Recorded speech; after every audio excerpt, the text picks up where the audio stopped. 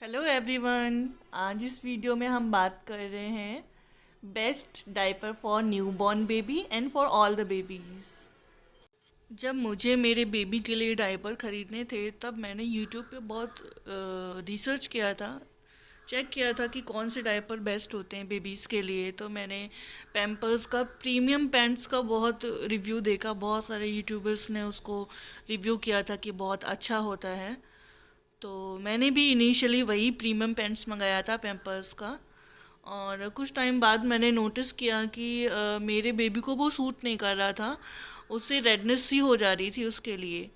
तो फिर उसके बाद हम लोगों ने मैमी पोको पैंट्स ट्राई किया, उससे बेबी को कोई रेडनेस नहीं हुई और नॉर्मल रहा उसके लिए। तो फिर हमने मैमी पोको पैंट्स डायपर को कंटिन्यू किया अपने बेबी के लिए।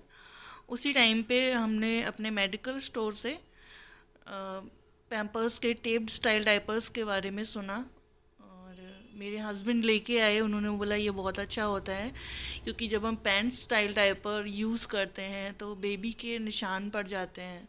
चाहे आप पैम्पर्स का यूज़ करो, चाहे मैमी पोको पैंट्स का यूज़ करो, निशान पड़ ही जाते हैं बच्चों के।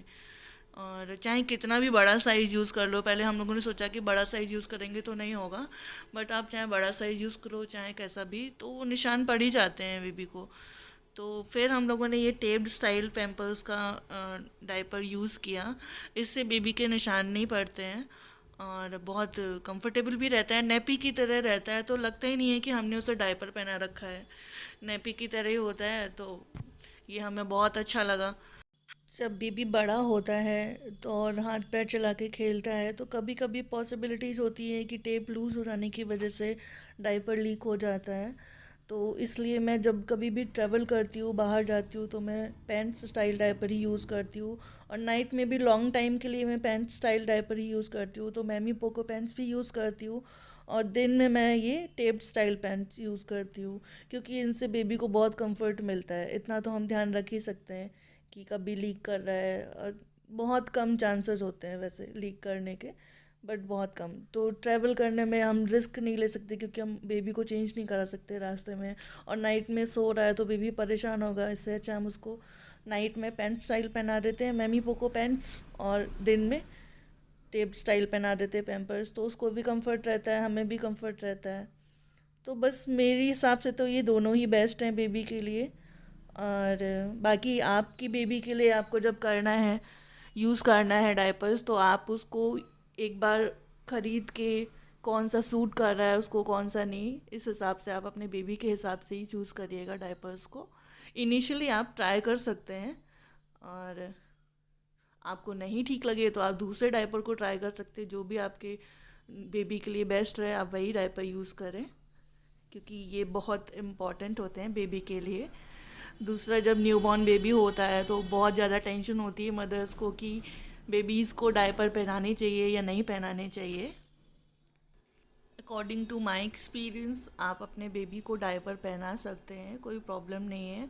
बट जब न्यू बॉर्न बेबी होता है तो स्किन बहुत सेंसिटिव होती है, और अगर पॉसिबल है कि हम उनको नैपी में रख सकते हैं तो बहुत अच्छा रहता है उनके लिए।